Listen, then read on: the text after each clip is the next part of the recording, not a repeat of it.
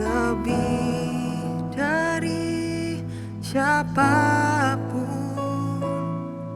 Engkau tahu ceritaku dan isi hatiku. Tak peduli masa lalu, Engkau tetap memilihku. Ubahkanku, sempurnakan jadi karya yang indah. Kini aku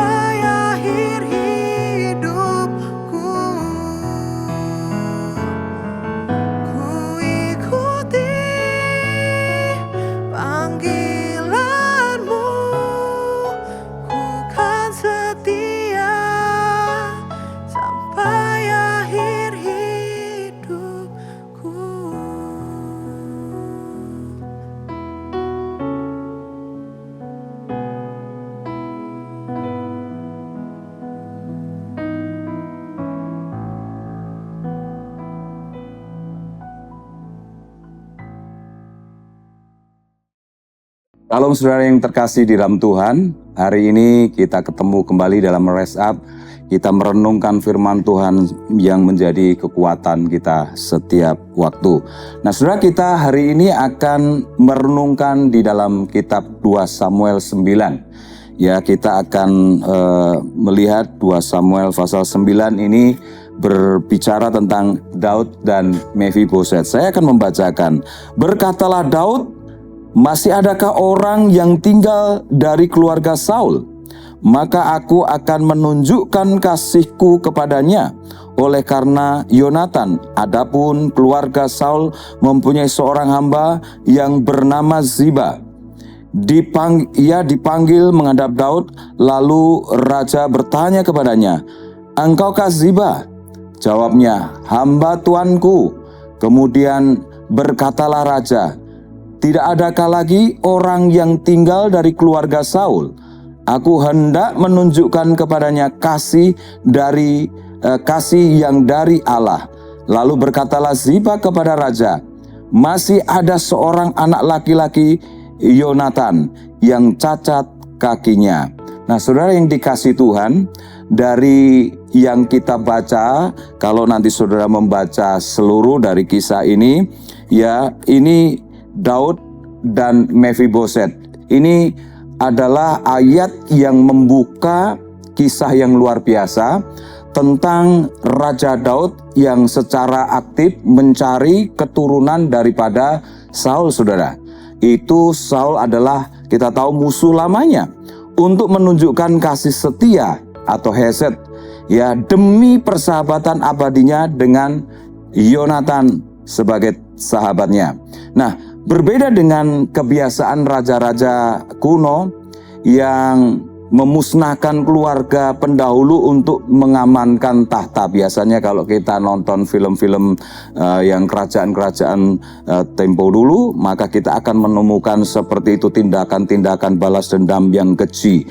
Nah, saudara, di sini Daud memilih yang namanya belas kasihan. Ya, ia menemukan yang namanya Mephiboset, dan Mephiboset ini adalah anak daripada Yonatan, keturunan daripada Saul, yang kita tahu di cerita ini adalah kakinya pincang atau pedok kalau kita sering memanggil orang seperti itu.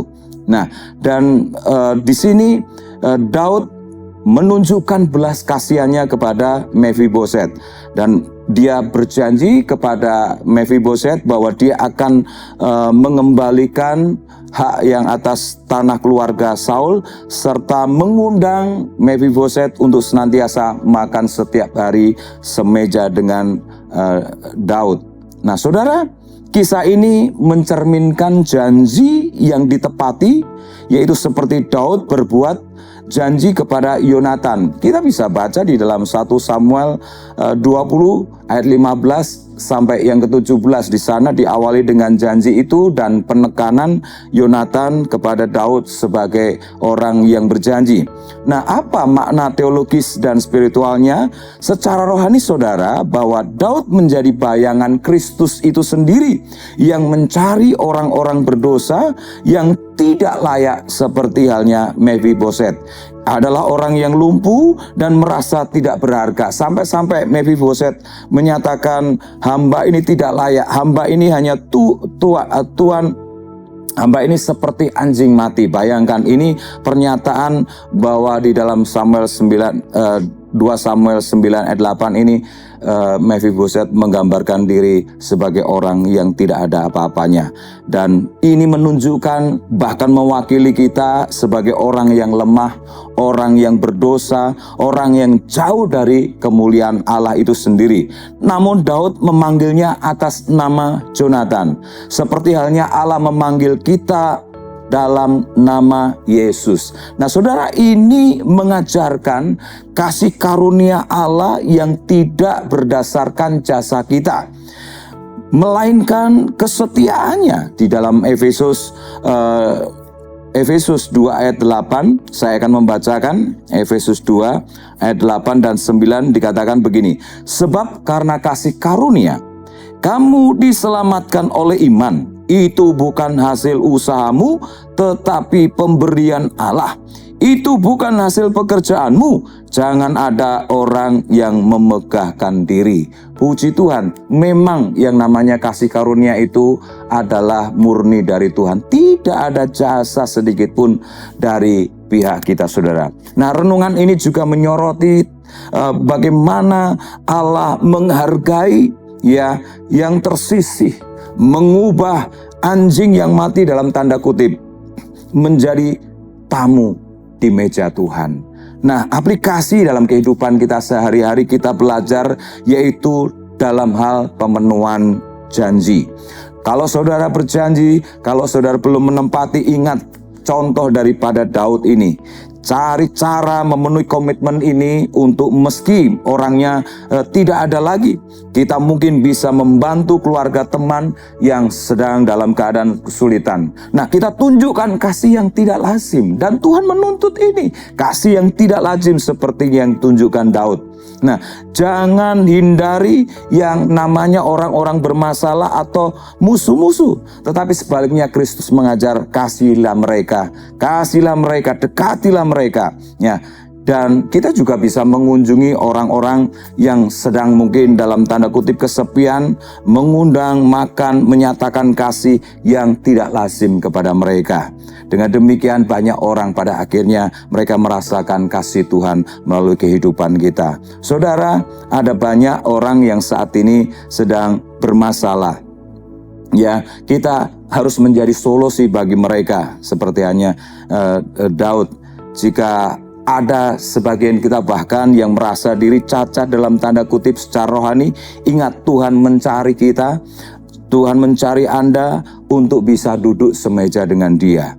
Nah, mari kita renungkan kisah ini supaya kita senantiasa menjadi orang-orang yang belajar untuk menepati janji. Mari kita berdoa. Tuhan, melalui renungan 2 Samuel 9 ini kami belajar sebagaimana Daud memenuhi komitmen kepada Mephiboset, keturunan Saul, dan mengembalikan tanah miliknya serta mengundang makan, menyatakan kasih yang tidak terduga, kasih yang tidak lazim. Biarlah kasih Kristus itu selalu memenuhi kami dan kesukaan membantu orang-orang yang tersingkirkan, yang papa dan yang kesepian.